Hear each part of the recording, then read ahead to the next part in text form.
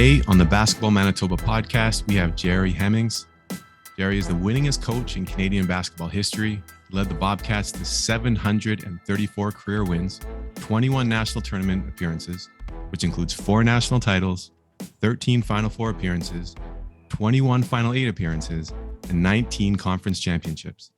He coached 1 year at Tulane University, as well as 1 year assisting with the Canadian national team. As a player in North Carolina, he won a state high school title, played pro ball in Europe, and played 2 years with Lakehead University and 1 year with Brandon University Bobcats, where he was named first team GPAC All-Star.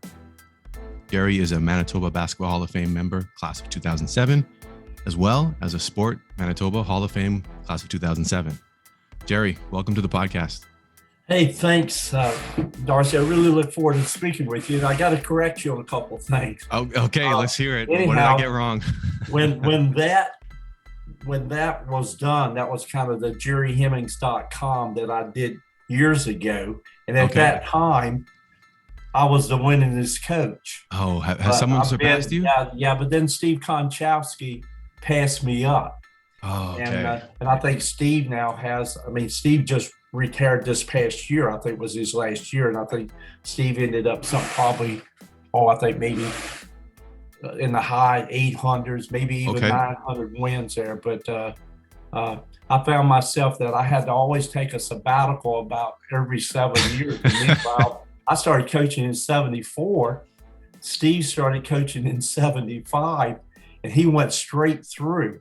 Wow, no sabbaticals, no break. Oh, wow. Yeah, no breaks whatsoever. So when you look at 75 to 2020, let's say 2020, that's 45 straight years. So, wow. That's impressive. What an accomplishment, what a run that he had. And then the other thing is that I did work with Ken Shields. I worked with Ken Shields from 89 through the World Championships in 1994. So I spent 5 years with Ken Shields. There you go, five.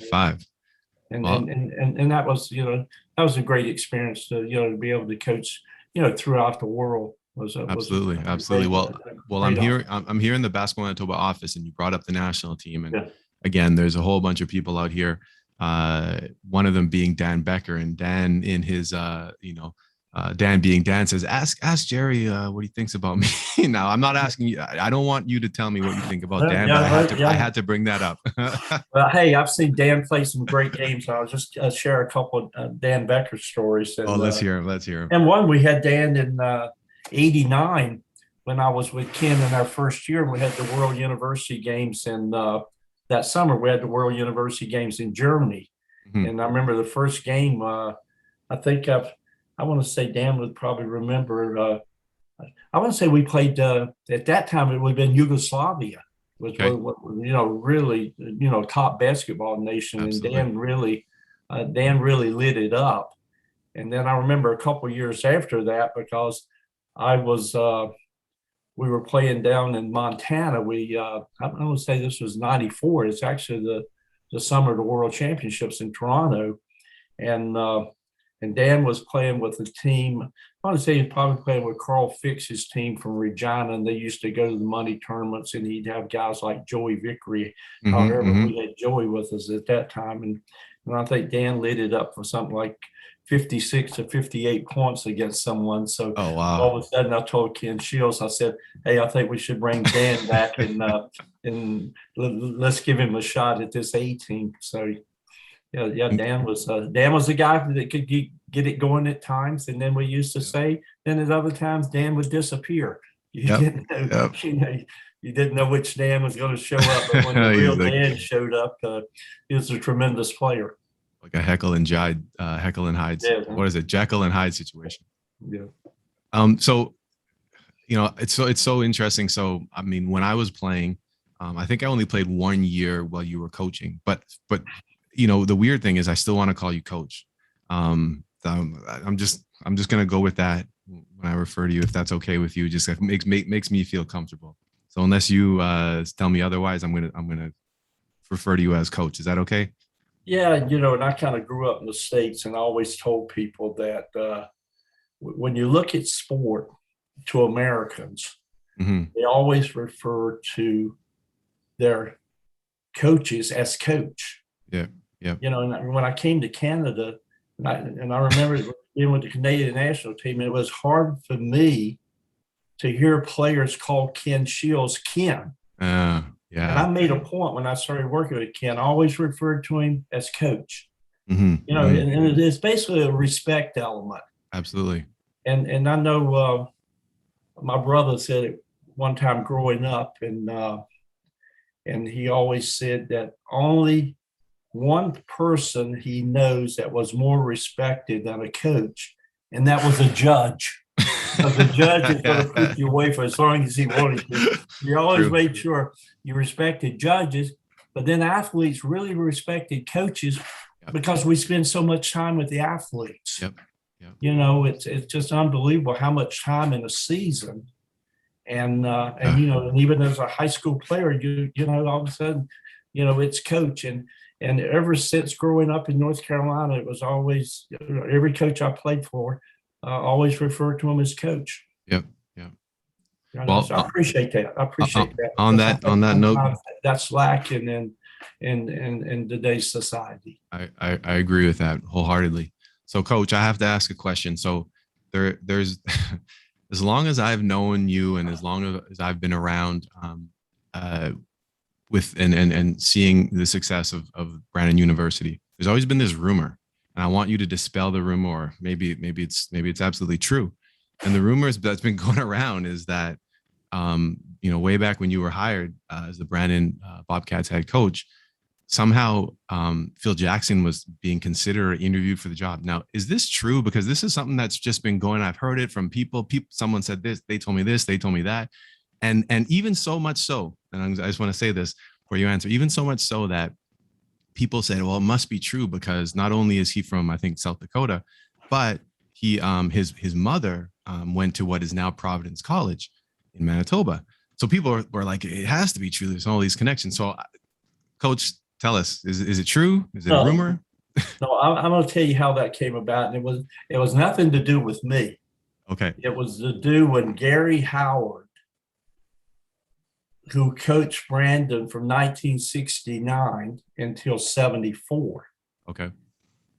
And a number of years ago, I'm going to go back and say 1996, I started our basketball Hall of Fame in basketball. Okay. And one of the first inductees we wanted to induct was Gary Howard, who was coaching University of Calgary. And Gary was hired in 1969. Okay. And Doug Stees was the athletic director at that time that hired Gary. And Doug made the talk about Gary, and then he mentioned that because Phil Jackson grew up in Williston, North Dakota, and you're right, there was some family, and I think either his mother, dad was, I want to say, a minister, and they were in Winnipeg for a period of time. But Jackson grew up in Williston, North Dakota, then attended University of North Dakota. He played for that time the North Dakota Fighting Sioux. And then later went on and played in the NBA. You know, we all know that story. So Doug mentioned in the thing that he almost hired this guy that was playing at that time, University of North Dakota. And I think Jackson may have been in there, but he brought out that the guy that I ended up hiring was Gary Howard over Phil Jackson. Okay. So basically, that was the kind of story, because I think 1969. I'm sure Jackson was at that time playing for the New York Knickerbockers. But anyhow, it was, everybody got a big chuckle out of it because got it. And that's where that rumor started. So then it just kind of spreads. People start saying this. I never knew it spread it outside of the people that were there that night. No, Coach, trust me. But I can see where that maybe came from, thinking back, because one of the guests that Gary Howard wanted in the audience that night was Vic Pruden. So Yes. Vic and Gary were good friends. I don't know. So maybe Vic Maybe. remembered that, and maybe I'm not sure, but yeah. No, I don't. Yeah. That's interesting. Well, I had to ask just because Yeah. now I have some clarity on that, because now anytime someone brings it up, I say, okay, this is the story, and I'll tell them it's just straight from Coach Hemmings' mouth, so there's no confusion here. You were kind of thinking maybe that it was that I was Harold Overfield Jackson. Well, yeah, I don't know. Like, I mean, that's the rumor. That's the rumor. That's what people are saying, and I think that's just a testament to the success. But people always said, that like Hemmings had so many Americans that playing in this. And actually, when I started in 1974, there was the import rule then, and it was 3. And I come back and say, well, you got to realize I did play my 5th and final year at Brandon in 1971-72. And I said I was one of 11 Americans that Gary Howard had on the team that 11? Well, there were 11. There were like 11 Americans. I had myself from North Carolina, Joe Parks from Virginia. We had a kid from New York City, one from Rochester, New York, one from Syracuse. We had a kid from Tommy Ford, who actually still lives and resides in Calgary. We had a kid from Nebraska. There were 3 from Oregon. So I always make a point, hey, there were a lot of Americans here way before I ever came. So. Wow. Well, so Coach, I want to kind of take a step back. So, I mean, we're kind of all over the place, which is great, but I want to ask you about, obviously you were a player before you were coach, as I mentioned in the introduction. I want to kind of ask you what your first basketball memories. If I ask you, hey, tell me what some of your first basketball memories, what comes to mind? Well, growing up in North Carolina, basketball, I tell people, bigger than religion, and religion's pretty big in North Carolina. So I had a lot of fond basketball memories. One seeing University of North Carolina in 1957 winning the national championship over Kansas, who had Wilt Chamberlain at that time, and they went undefeated. And then probably one of my fondest memory as a boy is in our house. We had back then wood floors were very common, and my sisters every Saturday morning they had to wax the living room floors, and we had kind of the hallway was maybe or the length of it was maybe like something like 20 feet. And I would take on each door, one door went to a bedroom and the other door went to the outside porch. And I would take a coat hanger and I would spread it. And then I would open up and then I would close the door and make that like a hoop. Yeah. And then I would take as a ball, I would take a pair of socks and ball them up. And that was my basketball. And I would go back and forth, slam dunking, using the back of the wall as the backboard. And that was one of my first experience. And always, my brother always said, golly, when Jerry was doing that back in the, mid to late 50s, too bad we didn't think of something like the mini hoop. I was just going to say. It didn't exist back then. And so we kind of missed a marketing opportunity there. No kidding. So basketball, I mean, like you mentioned, you grew up in North Carolina. If you play sports, if you're a young kid, like, I mean, up here in Canada, I mean, it's not as much the case now, but, traditionally up here in Canada, people played hockey or at some level, whether it was just outside recreationally. Was that kind of the norm down there? Like everyone at least tries basketball as a kid? Yeah. And you're introduced to it, really young. I think I remember playing basketball. We started playing maybe grade 4, grade 5. And, and I can remember I had a female teacher, and she was a big woman. I'm talking about big now. And she had some sons that were like 6'8" and very good basketball players. But I can remember in grade 5, her teaching us how to shoot the layup. And she broke it down into the footwork. The first thing we did, we'd take one step. So that would be step and shooting the right-hand layup, you're going to power off your left foot. Then we would go right, left, no dribble. Then we would go left, right, left. Then we'd go right, left, right, left. Okay. And the biggest thing was to really, break it down to make sure our footwork was good. Because if you look at a lot of missed layups, it's usually because of improper footwork. Yeah. And once we got our footwork down, then she allowed us to dribble the ball. Mm-hmm. This was a grade 5, and that was basically part of our, because we had one teacher for everything. But when we went to the gym and it was in wintertime and we worked on basketball, and I remember that really kind of stuck with me. And actually, I brought it into my coaching in terms of working with kids during clinics, basketball camp, and even my university players, just to make sure that we get that footwork down where, that we're going to power off that inside foot.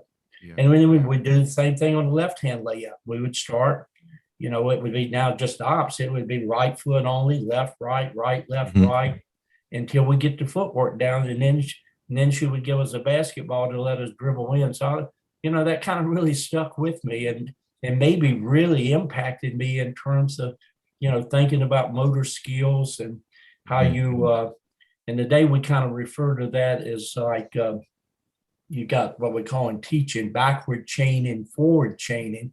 So that would be backward chaining. While meanwhile, somebody else may do forward chaining and they would start right at the beginning of that skill. Got it. But she broke it down at the end and we kind of built that correct footwork. So I kind of remember that as basically probably a 9-10-year-old at that time. Wow. And that, and I think that says a lot about the difference between Canada and the United States, because I mean, I don't, well, yeah, I'm going to say it is like, there just isn't that strong understanding. Like you're not really going to find as many people who are teaching grade 5s. Now maybe there might be a little bit, there's club basketball, so they might get a little bit more of that exposure. But if we go back to school, I spoke with Ross Wedlick on the same podcast, and he's like, I didn't really start playing basketball till I was in the 10th grade at all.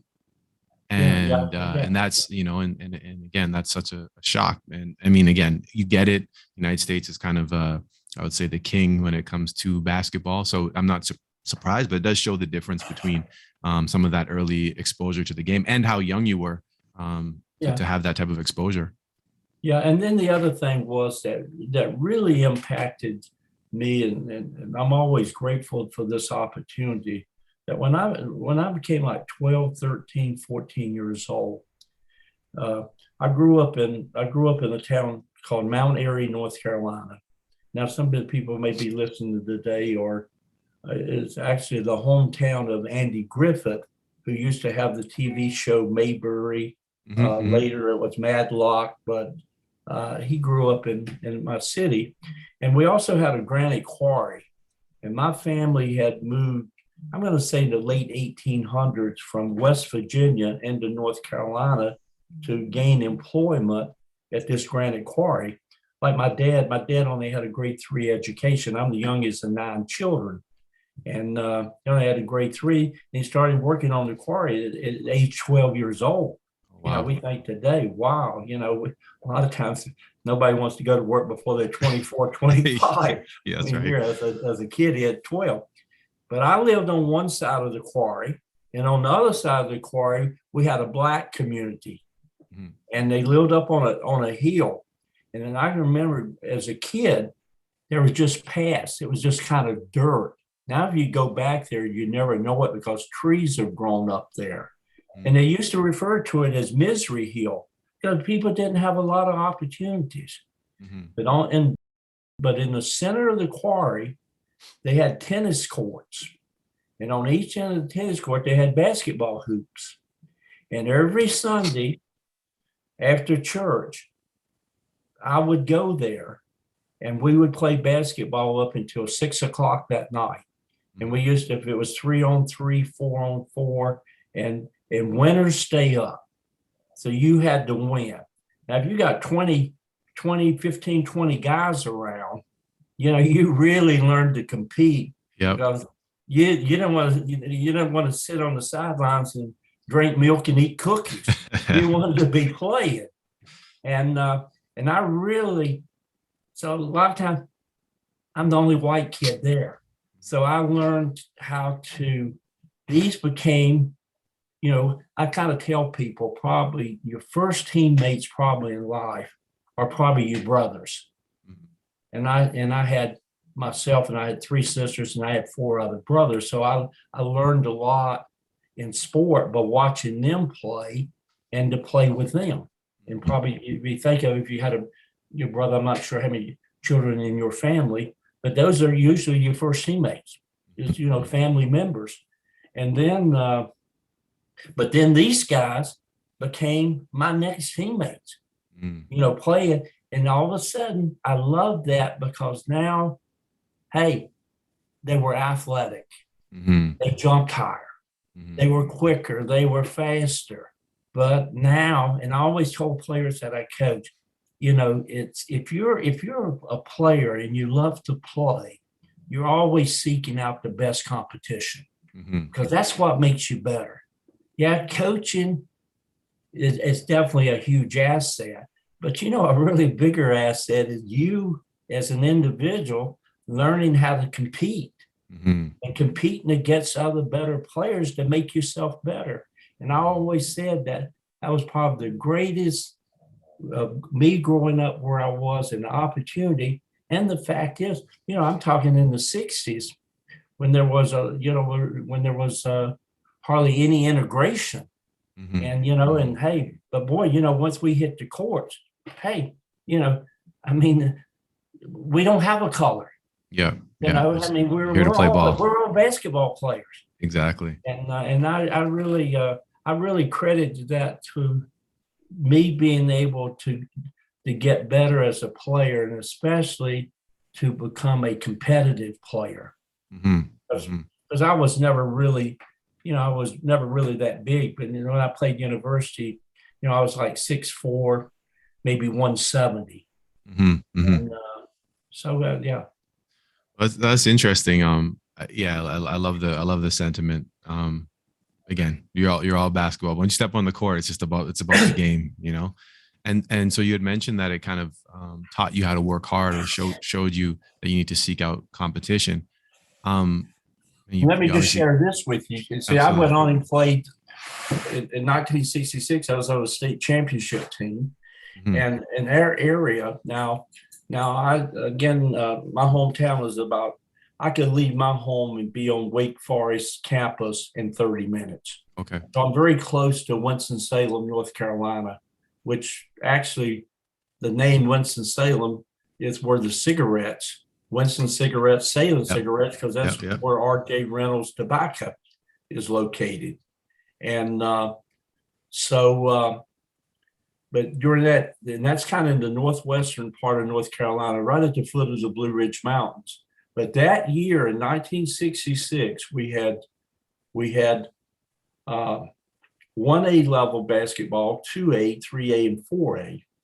Now, J.J. Jones High School, which was an all-black school, won the state championship. Now, we were 2A, because I went to a consolidated school where like 5 communities kind of all came into one high school. Okay. We won the 2A state championship. Mount Airy, the city team, which was a little bigger in terms of enrollment, they won the 3A state championship. And then I always got to add this in here. And then the 4A state championship was won by Raleigh Broughton High School, Raleigh being the capital of North Carolina. And who you think their great player was on that team was Pistol Pete Maravich. Oh, wow. Okay. Yeah. His dad was the coach previously at Clemson University, and then he moved to North Carolina State University when Pistol Pete was in high school. So when you look at it, the state black championship was won in our town. We won. North Surrey High School won the 2A. Mount Airy won the 3A championship. So I grew up in a tough area of basketball, and that kind of laid a foundation for me that anywhere I went to school after that, hey, I'd grown playing tough competition. That was a confidence builder for me. And I can remember coming to Canada, and my mindset a lot of times, hey, you haven't played no tougher basketball than I have. And I use that as a mental, psychological edge. So Coach, how did you end up coming to Canada? Well, what happened was I was in a junior college. I'd played 2 years of JUCO basketball in North Carolina after I came out of high school, and then I ended up. I had a really good year my second year. I was second leading scorer in the North Carolina college system. I averaged a little over 29 points a game, and I was actually looking at going to a school down in Georgia.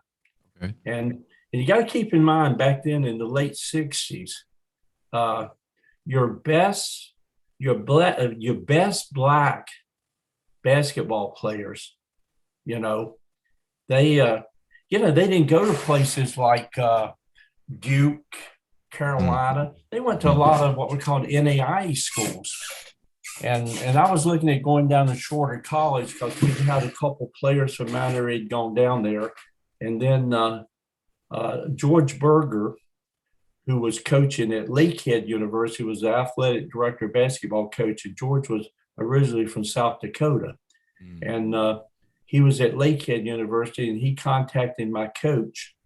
And what had happened, George was at the at the National Junior College Championships at that time. I think it was down in Kansas. And one coach from North Carolina he was talking about players, had mentioned me. So he contacted my coach there. And that's kind of where it started. And again, growing up in North Carolina, back in the 60s, when it came down to geography, most people in that area, you knew Quebec, Montreal, and Toronto. That was it. Yeah. Winnipeg, Thunder Bay, or at that time it wasn't Thunder Bay. It was actually Port Arthur, Fort William. There was two cities which now make up Thunder Bay. Yeah. So anyhow, and I kind of looked at it, and I remember as a kid, my mom and dad now and then would used to go, or my dad would, when the work was slow in North Carolina, they used to go up into New Hampshire and Vermont.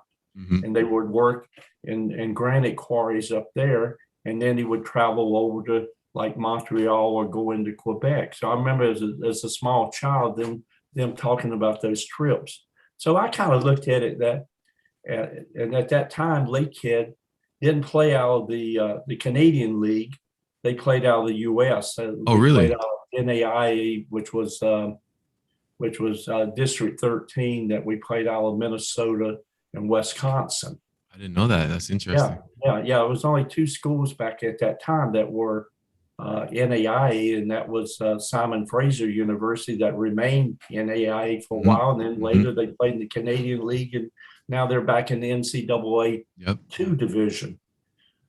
So anyhow, and so I ended up, deciding because I looked at it, and basketball or any type of sport can be a great vehicle for you to have opportunities that otherwise you don't have.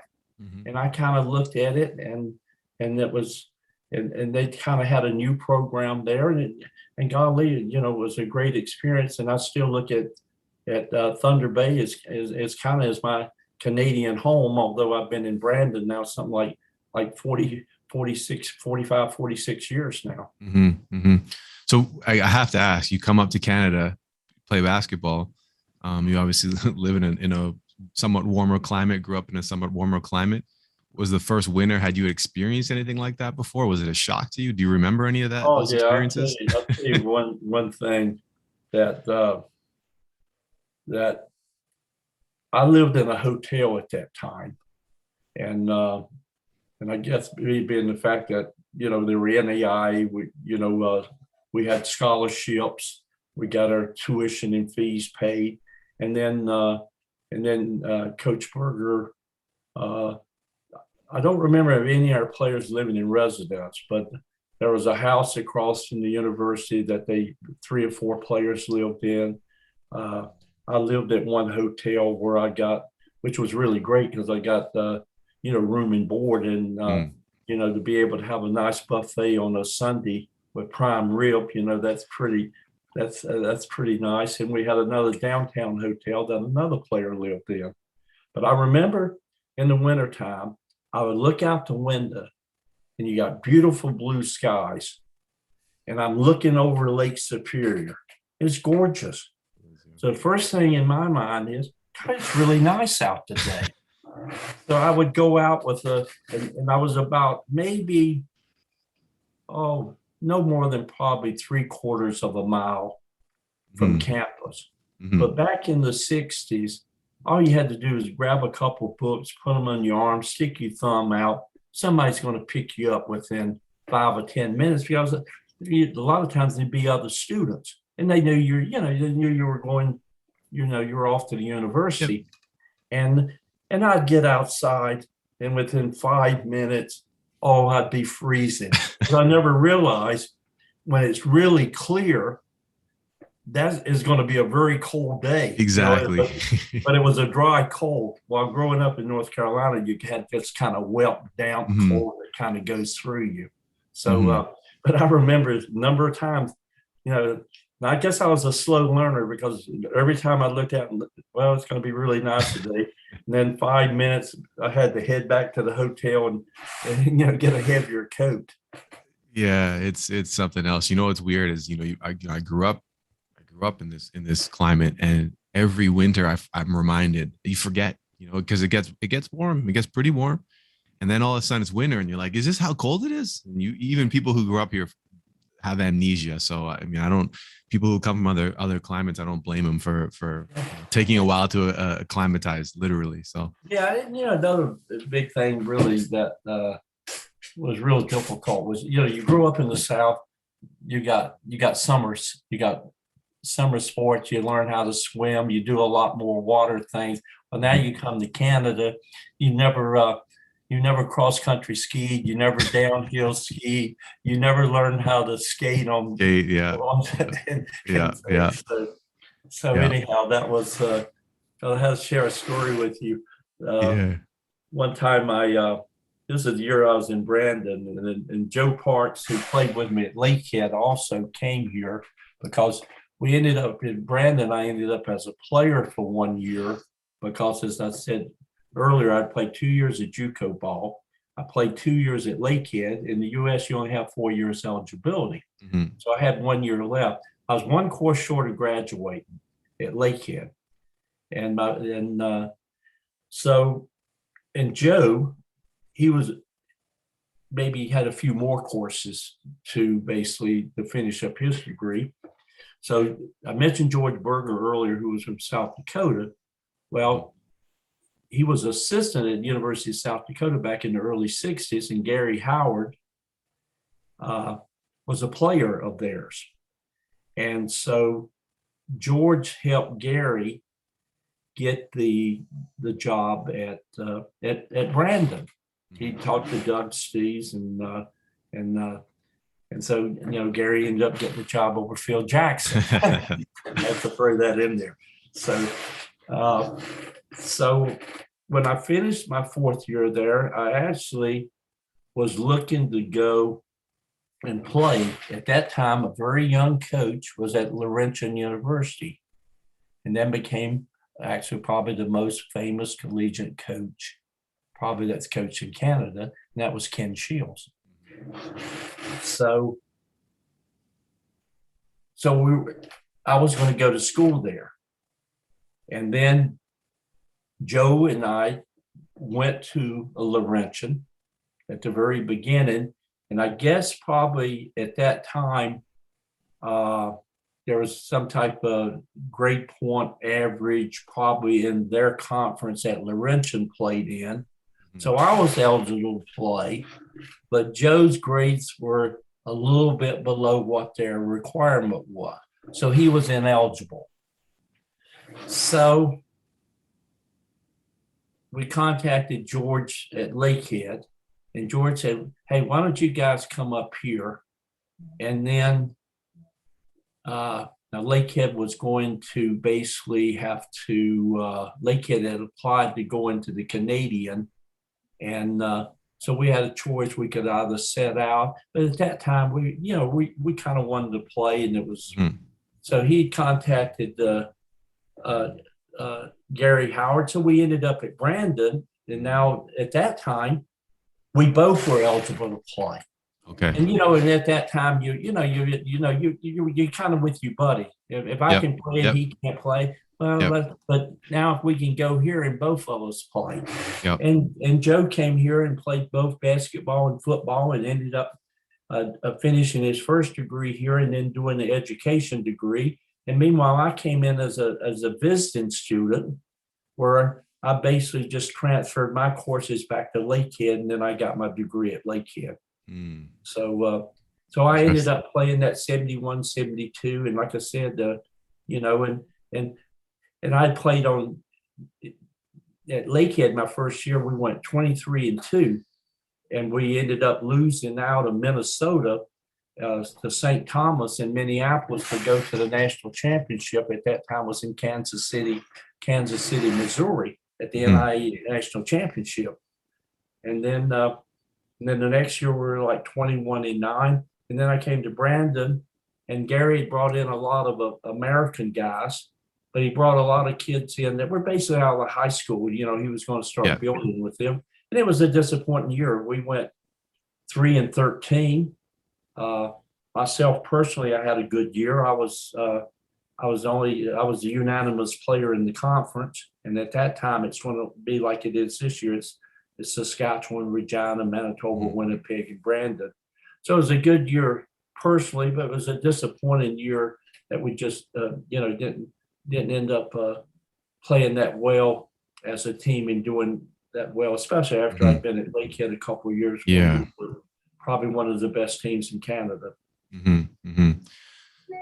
So Coach, I mean, this from a selfish standpoint, I want us just to keep rolling here, because I could listen to these stories forever, but we're a little bit pressed for time. So I'm going to ask you a specific question here.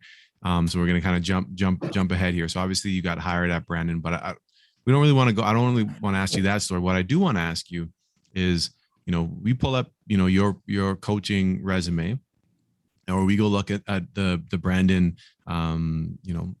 history books. We see all Canadians and players who have just won tons of awards, because obviously there's been some very talented players that you've been fortunate enough to coach. So Brandon, Manitoba, probably one of the smaller, probably maybe the smallest or one of the smaller cities in the country that hosts a team. It's out, Winnipeg isn't that big, and it's outside of Winnipeg, somewhere in the middle of nowhere.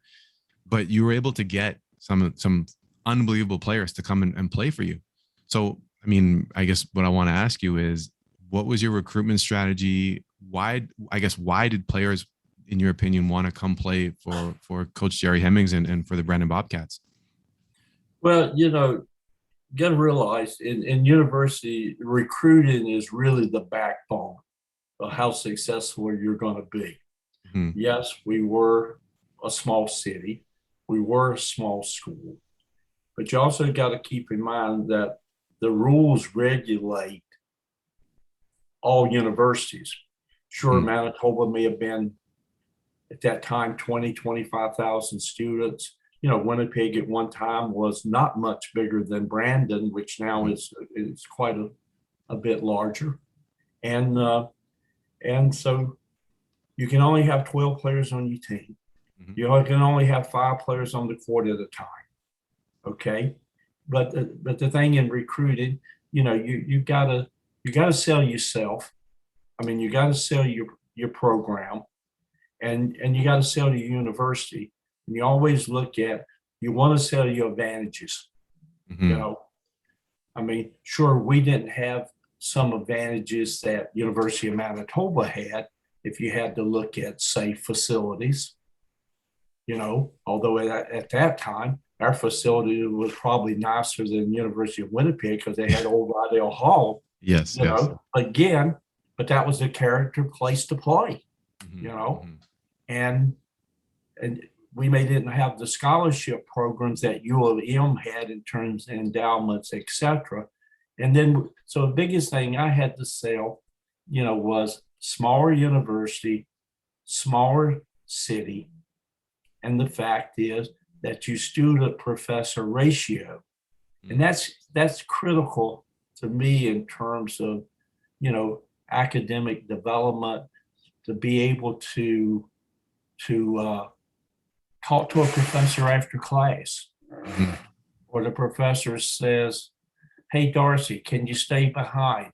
I noticed this last test, and I noticed a few things here, and I think I can help you kind of understand that better." I mean, that personal attention that you're going to get is, and then you have to look at the people in the community that basketball, even when I came here, it was big within the campus. It was, although the Brandon Wheat Kings will remain number one, but Bobcat basketball was a big attraction. And I can remember later, after the Raptors come in, you could tell a player that you're recruiting, say from Toronto, that probably you at Brandon is going to almost be like a Raptor in Toronto. People are going to know who you are. Yep. Big time. And then, we struggled early in the recruiting, because when I came here in 1974, I had no phone budget. I had basically nothing to recruit on except to write letters and send them out. We used to send questionnaires out. And the first questionnaire was this: would you be interested in attending Brandon University? It was a yes or no. So if I sent that to you and I didn't get anything back, well, that told me, no, you're not interested. So I would go after kids that basically wrote yes there. So it wasn't always the top players. And then I kind of found out, because maybe you didn't send that back doesn't mean you're not interested. You just never got around to doing it. Yeah. And that's a lot of athletes. So you had to kind of, and then once I think we started turning the corner more in the late 70s, when George Berger, who I played for at Lakehead, got hired as the athletic director. And the first thing George told me, "Jerry, you got to do a better job recruiting." Because he was a recruiter himself. So then all of a sudden we started getting money put in a phone budget. So where we now could start calling kids. And then I tell people, in coaching, especially university coaching, if I'm recruiting you, you never accept no as an answer. "Hey, Darcy, let's relook at this. Let's, And also too, we're in the middle of the country. So historically, Brandon had, recruited Americans. And I remember I got hired in 1974. And one of the people on the committee told me basically that maybe I got hired over some others because, one, I was an American, and they thought I would have better contacts of recruiting some American players because they had that little bit of history that, they felt that they had to have American.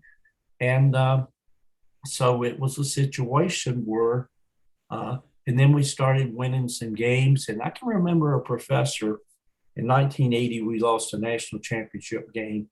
And we had a tough conference that year. Winnipeg and Brandon was basically ranked 1-2 in the country. And and that we got on national TV. And I remember a prof, a geography prof, saying, "Wow, you won't have to worry about recruiting now. Everybody will want to come here." Well, that's not always true, right? Because we are in the middle of the country. Yeah. And I tell people, yes, it's 10 months winter time. It's 2 months bad skating. I mean, it's cold. And so what I did, I parlayed our success into recruiting. I couldn't say, "Yeah, I'm just going to wait here and Ken Opalco is going to show up, or whoever it may be from Winnipeg. And one of the toughest things, I was able to attract players from Toronto area, because at that time, Toronto was basically being recruited by the Maritimes. Nobody really from Lakehead, Manitoba, Winnipeg West were recruiting a lot of players from that area. So I kind of developed kind of a pipeline, of kids from there, and then I remember sometimes, which to me was a real compliment, that I would go to Toronto recruiting, and I'd always go to when they had the Metro All-Star game. I wouldn't like recruiting today, because they're doing it basically over the internet. Yeah. I like to go see players play, because I may go see you play, and then all of a sudden, I may see somebody else I like. Exactly. The more I could see play, the more choices I had as a coach. And so but I remember at times the players telling me, or other coaches says, Coach Hemmings, we see you here more than we see the University of Toronto, York University, or Ryerson coach. You're more visible here. Yeah. And then I learned when I was in the States, and I worked with Tulane, and I used to do some recruiting with some of the coaches would, just even go in the New Orleans area. And one thing you recruited, and you always set by close as you can to the score clock. Why is that? Now, why? People always look to see what the score is, but they also see Jerry Hemmings sitting. You're very present. Yes. You want to send a message, and so we recruited some players there, and sure, we may have been located in the prairies. We're a small city, we're a small university, but you would not believe how many Canadian players I recruited and American players that say their fondest memories was those years at BU, the small city, the small university. The toughest part was getting them here. Yeah. You get them there, and then they see the value. Because I remember coming there as a player, and the support was unbelievable. Before, after the game, the fans, and then obviously, growing up and starting to coach. I mean, that was one thing that was always very evident, is that the community really accepted the players as part of the community. And I would say that's probably unlike most places in Canada. There might be some smaller maritime universities that fit that bill, but most of Canada, that's not the case. You're just another person, And it was really hard recruiting Winnipeg. Winnipeg at that time had a lot of good players, and the big difference was, if you come to Brandon, you got room and board. Okay. And when you look at it, even to this day, a college education, going away from home, probably 2/3 of the expense is room and board. Yeah. Meanwhile, players can live at home in Winnipeg and go to Manitoba University of Winnipeg. Yes. And I'll tell you a story. We won 3 national championships in 87, 88, and 89. We were recruiting Jeff Foreman. I think Jeff came out of high school in 1990, or maybe 89, 90 would have been his first year. And I was recruiting Jeff Foreman and Norm Frommel. We had them in for a couple of visits. We showed them the atmosphere. You always want to bring them in when you're playing the playoff championships. You got a packed gym, et cetera. Because again, if you're a good player, you want to play where there are more people, there's more atmosphere.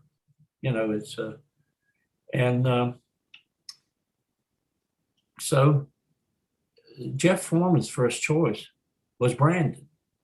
However, I went back and did a home visit with him, and his stepdad at that time since passed on. I forget his name. And he says, he said, Coach, here's Jeff's choice. he's been working this summer. He can take that money and use it towards room and board at Brandon, or he can take that money and buy a car. What do you think Jeff's going to do? You know what I'm saying? I mean, he's 18, 19 years old. Yeah, exactly. He's going to stay at home. He's going to buy a car. And, but, you know, and if somebody asked Jeff today, Jeff was going to say, yeah, you know, my first choice was actually Brandon. But he went on and he made a good choice. He went on, played for Bill Wedlake at Winnipeg, and, you know, and had a storied career in the Hall of Fame. But I always made a point, and I always tried to recruit the best players coming out of Winnipeg. Because I told my wife years ago, I said, I would never want a player to come back and say, Coach Hemmings, if you would have recruited me, I would have come to Brandon. Absolutely. So I always made it a point. But you know, I know I recruited one of the best players, a kid by the name of Clyde Van Kysel, played at Sisler back in the late 70s.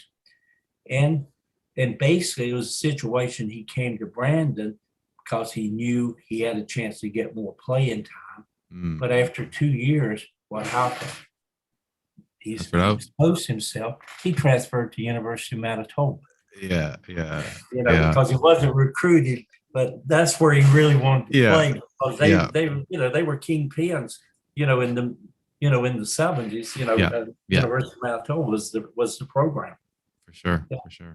Well, so Coach, so we talked a lot about players, and I'm going to kind of put you at the risk of maybe offending some people out there, but if you could give me a top 5 of your most talented players you ever coached, what would that top 5 look like in no particular order? Just who comes to mind? Well, you know what, I have to kind of put it in some type of order, but I guess one of the, you know, I've had so many really good players. That's very difficult to do. But sorry, Coach, sorry to interrupt you, but can we do it this way? How about this? If we have to go by position, because I think that might even be the better way to do it. Because I think you could pick 2 guards, 2 forwards, and a center. That might be, you know, if you had to make a team right now, it would probably be 5 of your most talented players. But if we did it by position, would that make a difference?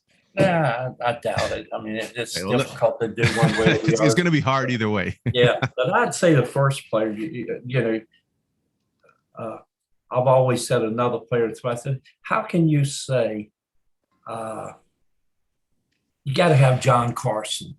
Okay. I mean, here's a guy which is you know, in our Manitoba Basketball Hall of Fame. He's in the Manitoba Sports Hall of Fame. He's the only player being male to ever be a 5-time first-team All-Canadian. Yeah, that's unbelievable. Think about that. That's unbelievable. I mean, we played a lot of, you know, your All-Canadians are picked by your coaches across the country. So, you know, we played in tournaments in Toronto, different places, maybe Calgary. So we got a lot of exposure. But, you know, he was a great player, 5-time first-team All-Canadian. So you got to throw him up there. Okay. You know, we had Keith Fassel, who was a great player during the 90s. Absolutely. Got to throw him up there in there. I tell people probably the best player I've ever had from the neck up would be Winnipegger, Joey Vickery. Okay. Yeah. And look what Joey went and did after, you know, he left university, went on and had something like maybe a 15-year career as a professional player in Europe, you know. So, and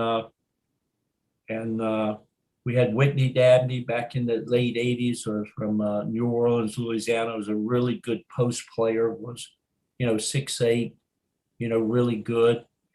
We had Jude Kelly out of Hamilton, Ontario, who was the son of Ellison Kelly, who was in the Hall of Fame in the CFL football, played for Toronto and Hamilton, and great shooter, probably, you know, one of the best shooters that I ever coached in terms of kind of a mid-range.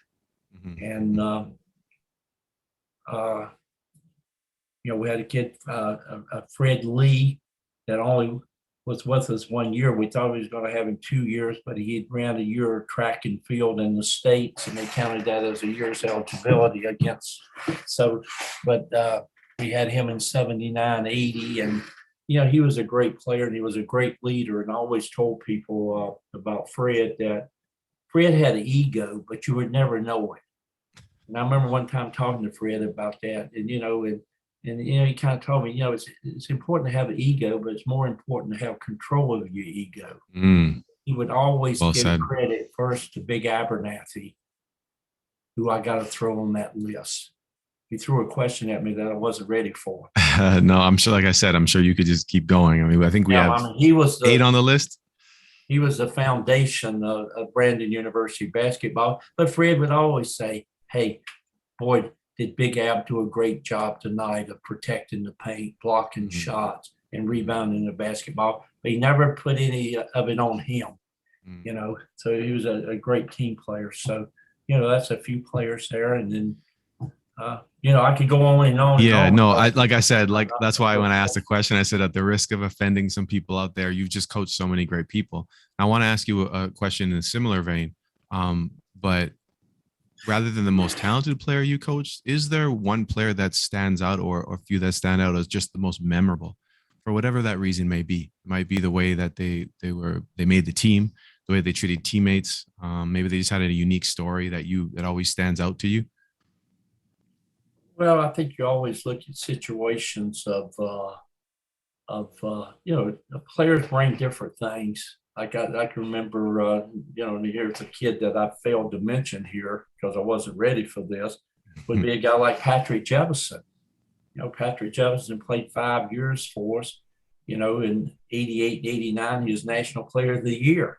And I basically forgot to speak about it. And now his son has just signed a huge soccer contract over with Sheffield in England. Oh, wow. And I don't know if you knew that this past year as a 17-year-old, he was the youngest player to ever score a goal as a starter as a 17-year-old. Wow. In Sheffield. Pat and his family actually moved to England a couple of years ago because these kids were aspiring soccer players, and they moved to England to give these kids a chance to really do well. So, but I can remember, when you mentioned things, I remember like our 87, 88, 89 national championship teams that we had a guy like Patrick Jefferson every day led for us. I mean, he was, in practice, he was every day you knew he was going to give 100%. He worked himself and made himself into a very good player. Then we had on that team Whitney Dabney, and Whit was a type, the tougher the game, the better he played. And I can remember one time being playing Victoria in Victoria, and all of a sudden I call a timeout, and Whit says, "Guys, we won last weekend when we were down. We were down 1 point, and we won that game. We can do it again." As the coach now, I didn't have to say anymore. Yeah. We set a play up, we go out and win the game. Mm-hmm. Then we had 3 co-captains that year, and that was Whitney Dabney, Patrick Jefferson. We had David Dominique, American kid from Louisiana. And he was a guy that kept everybody straight. If somebody was getting out of line a little bit or whatever, he knew how to bring them back in. Mm-hmm. So, I think every player you look at, I've always been fortunate to have a really good memory for a lot of this. And, that may be from a great play like a Demetrius Ford in 1996, we win the national championship. And we have a little bit of lead on Alberta. They start coming back. And Demetrius was 6'2", real tough defender, big leaper. We miss a shot. He goes down the middle of the lane, catches it, hammers it back 2-hand. How can you ever forget that? Yeah. Johnny Carson, who played 5 years, 5-time first-team All-Canadian, and he makes a steal on the last play of the game against UBC and goes in and slam dunks it. Mm-hmm. I mean, you can't write the script any better than that. Absolutely. 5 years, 5-time first, but he gets a steal and a slam dunk for his last basket of his career. You can't make that up.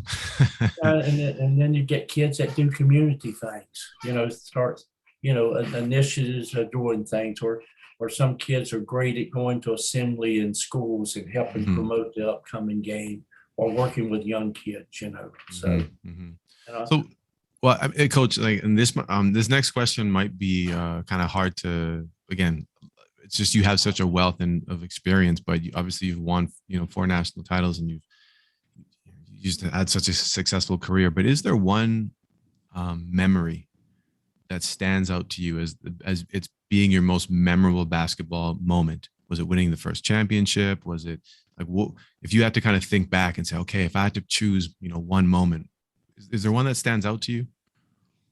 Well, people ask me that all the time. And sometimes, unfortunately, I think as coaches, we don't always learn how to celebrate the victories. Yeah. And sometimes it's, God, we never get past those losses that we have, and I remember one from, I tell people, St. Francis Xavier, 4.5 minutes to go, when we were up 60-51 and lose 61-60. Yeah. And you look and say, boy, if I did this or that or whatever. But one of the I look at it is, you look at it, it's like, I can't put one thing. I look at different eras of time. 1980, winning our first GPAC championship against Bruce Enns and the University of Winnipeg. And like I said, that basically that whole year we were number 1, number 2 in the country. And then look at winning that first national championship, that we had an honorary manager with us that year. And the guys loved him. He was 80-some years old, and he died during the season there. But they would always, during the 80s, they would hold him up, and we'd always let him cut the last part of the net. And the players dedicated that year for him. And, just that meaning of, God, he's not here physically with us, but we know he's looking down on us. Yeah. And, so it's, then you get those individual plays, and, I understand it. It's a difficult question for sure. I mean, the interesting, I think I like the way you took it, though. You said, and that's so true. I think this is so true about life too, where we often don't celebrate the wins, or we don't remember them as much, but those losses, those tough moments. And so you brought up that one. And I think that, it's not always memorable, does not always mean it was a win or a positive moment. It can be something that sticks with you. And so I'm very familiar with the game that you brought up. Oh yeah. I mean, you coached and you played, and it's, and then sometimes, God, it's a real to be able to, I don't know. I think our psyche is that, it's all about, what could we have done better? Yep. I don't think you could be a really good coach unless you really critique yourself. Absolutely. And I mean, come on, after a game, I've never looked at it, and I've heard coaches a lot of times say, well, my players didn't do this, they didn't do that, they didn't do, but are we as coaches, we're responsible too. Hey, could I use my timeouts better? Could I have substituted better? Could I maybe any little adjustment that, I can, I'm a big part of that, because I can kind of control the team, right? What do we play defensively? And defensively, basketball is always easier, right, than offensively. Yep. Who do you go to offensively? What play do we run, or what's our best offense overall? All of these things. So it's I've always had the tough thing to deal with is just looking at those. And I'm sure, I'm sure a lot of coaches, and I know Ken Shields kind of helped one. I don't know if that was that close game. The next year we lost to X again in overtime, but it was always, hey, you got to learn not to beat yourself up. And I think sometimes we do as coaches, we probably accept, a loss or whatever. It's a lot tougher to take than that win, because, winning or being successful is what we what we set out to do, right? So we look at that as something normal, but tough to deal with those losses. Well said. Well said, Coach. I think that's where we're gonna wrap it up. You left us with some good advice. You left the coaches with some the coaches out there listening with some advice. I appreciate this conversation. I appreciate you taking the time to share with us, and I really know that everyone listening right now is definitely going to enjoy hearing about your journey and as much as I did. So thank you very much. Yeah, and I really appreciate you having me on your show, and wish you all the best. And always have good memories of you. Absolutely. Thank you so much. Take care. Thanks for listening to today's episode. Please like, subscribe, follow, and share this series, and reach out to us with your comments on the show. Thanks again for joining us.